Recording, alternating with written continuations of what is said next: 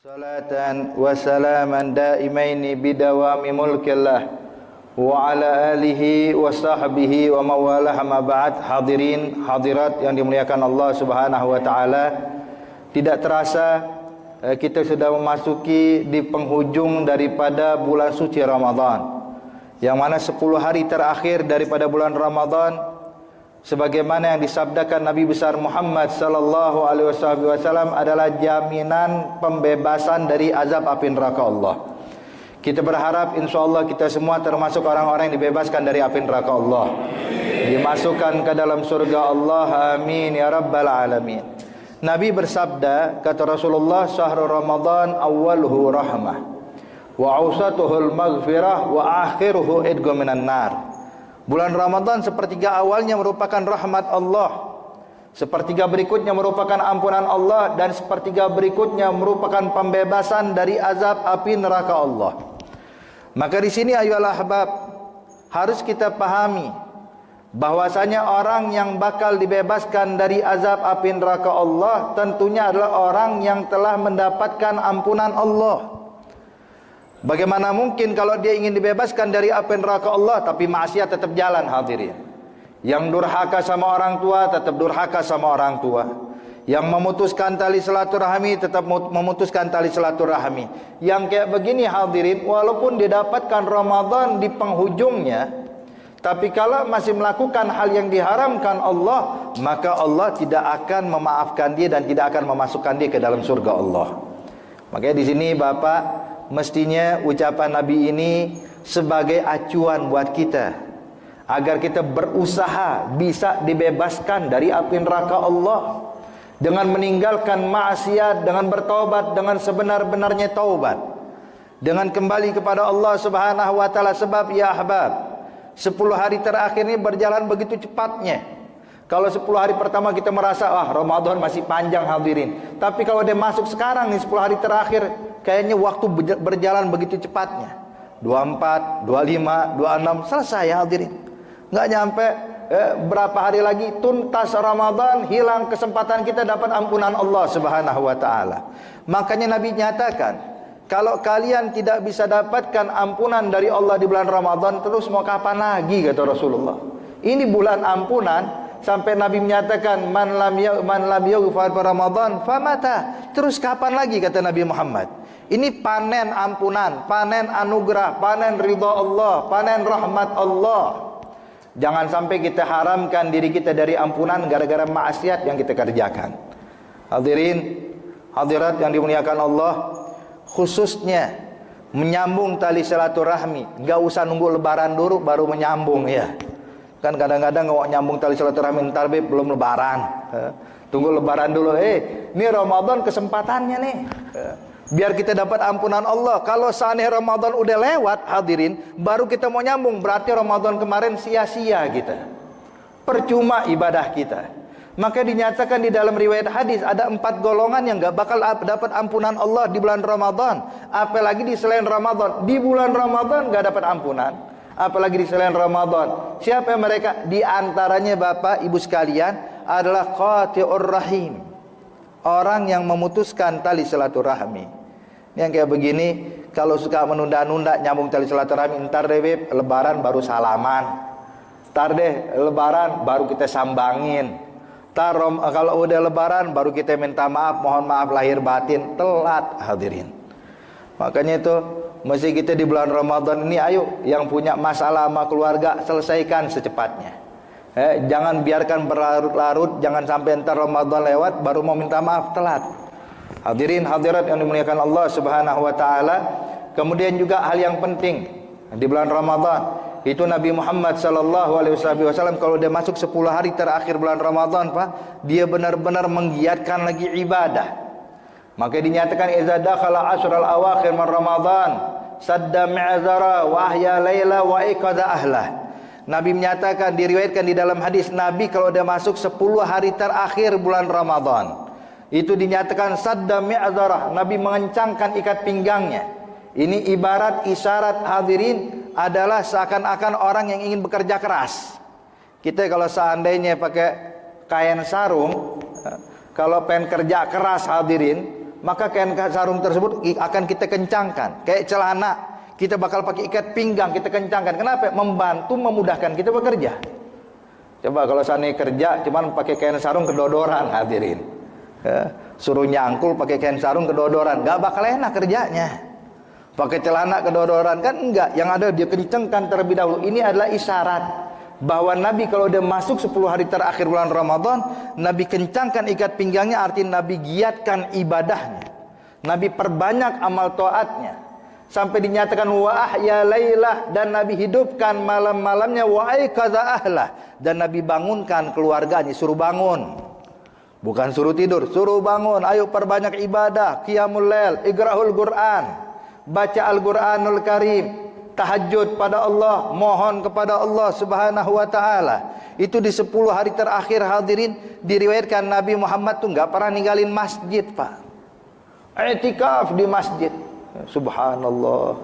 Makanya ini kita gimana? Kadang kita pengen malam-malam ganjil doang ya. Nah, ini juga pelajaran, hadirin. Bagus sih malam-malam ganjil kita isi, hadirin. Tapi perlu kita pahami, Bapak Ibu sekalian.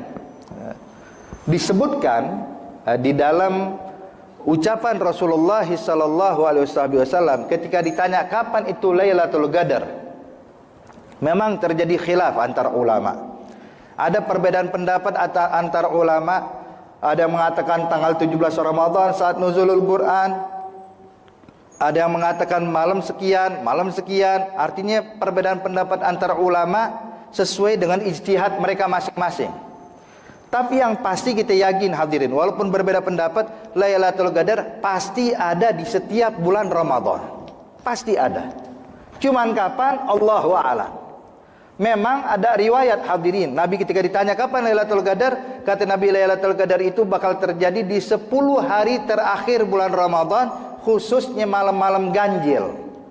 Nah, di sini hadirin, hadirat yang dimuliakan Allah Subhanahu wa taala, akan sedikit kita jelaskan makna dari 10 hari terakhir di bulan Ramadan, khususnya malam-malam ganjil. Bapak Ibu sekalian, kalau seandainya bulan Ramadan itu 30 hari, maka hitungan 10 hari terakhir itu dimulai dari malam 21.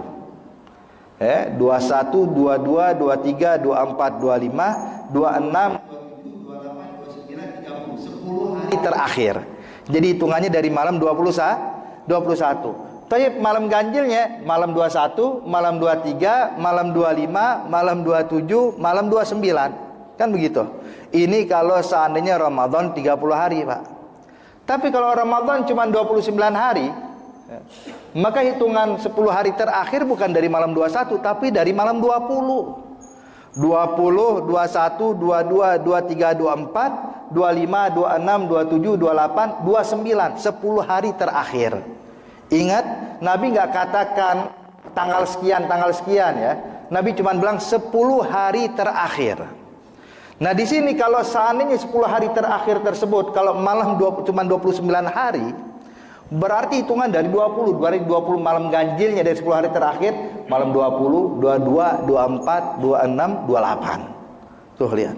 Artinya Bapak Ibu sekalian, maksud saya sampaikan dan uraikan seperti ini, hendaknya kita hidupkan malam-malam di bulan Ramadan, bukan cuma malam 21, 23, 25, malam 22 mah nonton TV dulu kita. Malam 24 tidur aja. Malam 26 main gaple kita. Malam 28 main catur kita. Lah bukan. Tapi usahakan dari malam 20, hadirin. Malam 21, malam 22, malam 23, terus kita isi ibadah. Itu juga dalam riwayat hadis Nabi menghidupkan qiyamul lailnya, hadirin hadirat. Itu bukan cuma malam ganjil doang. Setiap malam di 10 hari terakhir itu Nabi qiyamul lail sepanjang malam. Dari mulai dalam 21, 22, 23, 24 terus sampai habis. Nah, kita juga kayak begitu ya. Memang alhamdulillah ada kegiatan di beberapa tempat seperti tadi kita dengar di masjid ini pun juga ada. Malam 25 nanti ada i'tikaf. 27 ada i'tikaf. Itu i'tikaf yang resmi dari masjid ya. Tapi yang enggak resmi kita yang bergerak, hadirin ya. Masjid enggak ngadain i'tikaf, ya sudah, kita bikin i'tikaf sendiri. Ngapain? Kita baca Quran. Kita tahajud, kita qiyamul lail, wahakadha. Inilah hadirin hadirat yang dimuliakan Allah yang harus kita siapkan. Sebab nih ibaratnya nih momen-momen terakhir, segala sesuatu tergantung akhirnya, Pak. Innamal amru bi khawatimiha, segala sesuatu tergantung ujungnya. Kalau ujungnya baik, insya Allah baik. Ujungnya bagus, insya Allah bagus. Tapi kalau ujungnya nggak baik, ya udah percuma semua amal yang kita lakukan selama ini, hadirin. Contoh Bapak Ibu sekalian, kalau seandainya ada satu orang melakukan banyak ibadah taat kepada Allah Subhanahu wa taala, siang malam dia lakukan ibadah, tapi di penghujung umurnya keluar dari agama Allah, kira-kira tempatnya di surga apa neraka? Neraka. Sebagaimana Nabi yang nyatakan, kata Rasulullah sallallahu alaihi wasallam, inna ahadakum, kata Rasulullah dinyatakan, inna ahadakum la yajma'u fi batni ummihi 40 yawman nutfatan thumma yakuna 'alaqatan mithla dhalik thumma yakuna mudghatan mithla dhalik thumma yursal ilaihi al-malak fayanfukhu fihi ar-ruh wa yu'mar bi arba' kalimat bi kadbi rizqi wa ajali wa amali wa syaqi wa sa'id fa wallazi nafsi bi yadihi.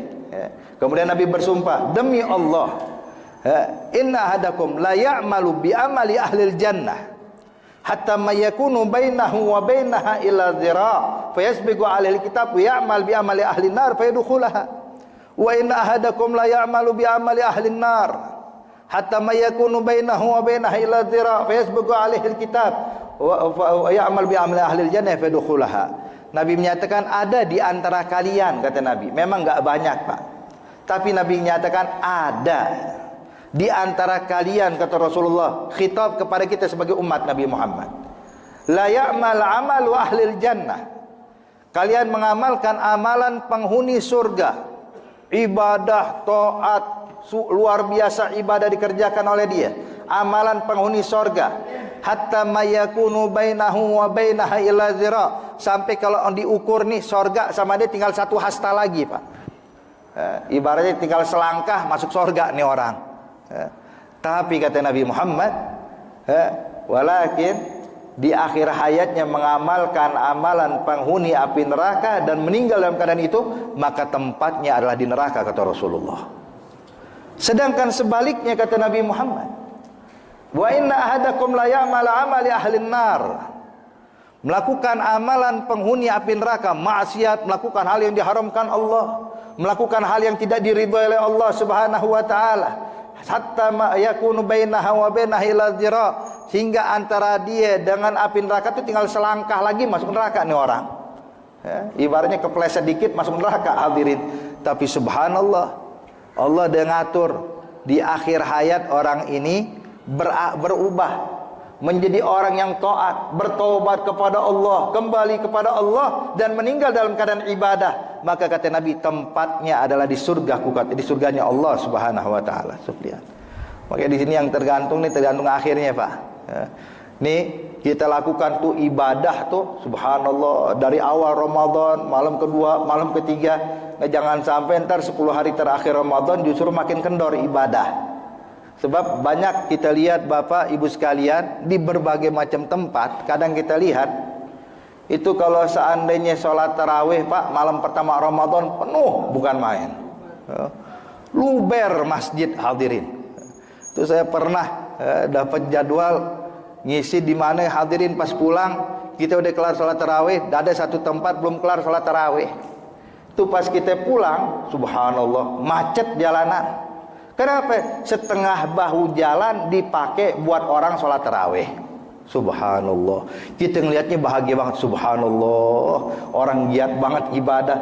Cuman 3 malam berikutnya kita lewat situ, hadirin, itu mobil lalu lalang lewat aja semuanya. Ternyata cuman malam-malam pertama doang ramenya. Jangan, justru nih kalau 10 hari terakhir mestinya kita makin giat ibadah, makin banyak taat pada Allah Subhanahu wa taala. Kalau kita kadang-kadang kebalik, Pak, udah 10 hari terakhir bulan Ramadan, yang rame bukan masjid tuh, mall, hari-hari, mana lagi, Carrefour, itu yang rame, hadirin. Nah ini yang kayak begini nih, gimana kita bisa mengetahui kedudukan Ramadan dalam kehidupan kita. Nih mumpung di penghujung daripada bulan Ramadan, ayo semangatkan ibadah, hadirin, jangan kendor, justru kita tingkatkan lagi. Kalau seandainya kita baca Quran biasa cuma dapat 1 juz, nih 10 hari terakhir baca 2 juz. Kalau biasa kita sedekah, kalau di awal-awal Ramadan sedekah setiap hari 10.000, sekarang kita sedekah 30.000, banyakin lagi. Tiap hari kita sedekah, tiap hari kita baca Quran, tingkatkan. Tahajud yang biasa cuma 4 rakaat jadiin 6 rakaat, jadiin 8 rakaat, jadiin 10 rakaat. Subhanallah.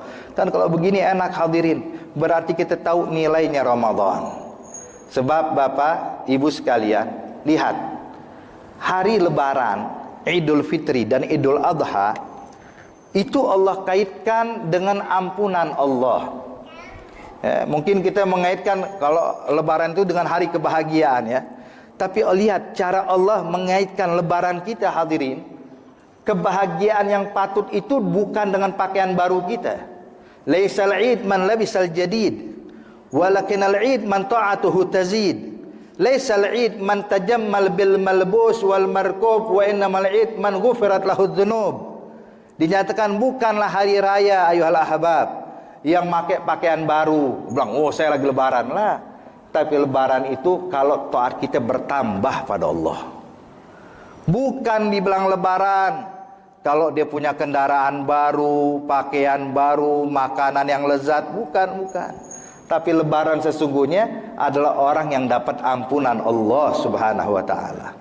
Bukankah disebutkan di dalam hadis orang yang berpuasa Ramadan kemudian melakukan segala perintah Allah, meninggalkan hal yang diharamkan Allah selama 1 bulan, maka dijamin kata Nabi Muhammad, ghufirat dzunubuhu kayaumi waladathu ummuh. Allah hapuskan dosa dia bagaikan bayi yang baru lahir dari perut ibunya. Bayi baru keluar dari perut ibunya bersih, nggak ada noda, nggak ada dosa sama sekali. Nah begitulah keadaan seorang mukmin kalau udah berlalu bulan Ramadan. Ketika udah kelar Ramadan, dihapus semua dosa, bersih lagi dirinya hadirin. Nah sekarang baru lebaran buat dia, baru bahagia. Alhamdulillah. Jadi kebahagiaannya karena apa? Karena dapat ampunan Allah, karena puasanya diterima oleh Allah. Begitu juga dengan Idul Adha hadirin. Idul Adha, lihat, itu Idul Adha awalnya hadirin dikenal dengan Idul Akbar. Hari raya besar itu hari raya Idul Adha. Kenapa? Saat orang-orang habis melakukan ibadah haji. Kita tahu Bapak Ibu sekalian, orang yang mendapatkan bisa berangkat ibadah haji, wukuf di Arafah, apa jaminan dari Allah? Jaminan dari Allah diampuni semua dosanya. Bahkan disebutkan wa minal kabair, dan termasuk dosa yang besar. Kalau orang ragu dia wukuf di Arafah, kira-kira Allah ampuni dosa saya apa kagak ya? Keraguan dia itu dosa besar hadirin. Artinya apa? Dijamin dapat ampunan Allah, bersih dosanya. Maka begitu dia bersih dosanya pada hari Arafah, sudah wukuf di Arafah, dihapuskan segala dosa, besoknya di lebaran. So, artinya apa? Lebaran kita ini Bapak Ibu sekalian dikaitkan dengan ampunan Allah. Ini udah puasa kagak, lebaran paling ramai hadirin. Baju paling bagus. Wah, puasa mah kagak pernah, tapi kalau lebaran, Masya Allah. Ini lebaran apa yang kayak begini hadirin? Lebaran tuh yang dapat ampunan Allah. Tahukah kita hadirin, ini lebaran yang kita dapatkan di dunia nih, hari besar kita, kebahagiaan kita, ini cuma lebaran yang kecil. Tahu lebaran sesungguhnya kapan? Lebaran sesungguhnya ntar di hari kiamat, di yaumil hisab. Kalau pengen tahu lebaran sesungguhnya, sebab kalau kita lihat orang lebaran pada senyum semua Pak, pada bahagia semua. Nah tahu kebahagiaan sesungguhnya kapan? Saat Allah berseru kepada kita, ya abdi udkhulil jannah bi rahmati. Hai hambaku, silakan masuk surga karena rahmatku. Engkau enggak bakal aku azab. Ini lebaran beneran hadirin. Nah untuk mencapai lebaran beneran kayak itu tuh, lebaran di akhirat, nih sekarang kita buktikan dari sekarang. Yang kecil-kecil dulu nih hadirin.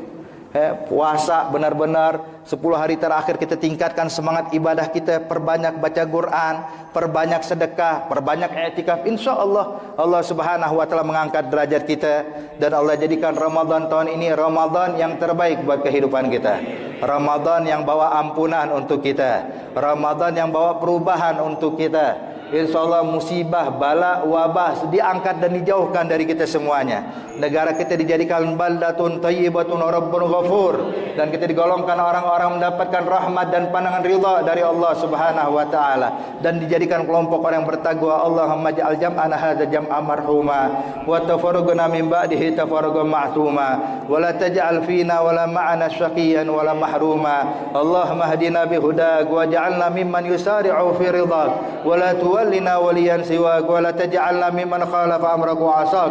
Allahumma a'inna ala siyam wal qiyam wahfazna an jamil atham wahfazna an jamil atham wahfazna an jamil atham birahmatika ya arhamar rahimin. Wa sallallahu ala sayidina Muhammad an-nabiyil ummi wa ala alihi wasahbihi wasallam walhamdulillahi rabbil alamin. Lebih kurangnya al-fakir mohon maaf. Wabillahi taufiqul hidayah. Wassalamualaikum warahmatullahi wabarakatuh.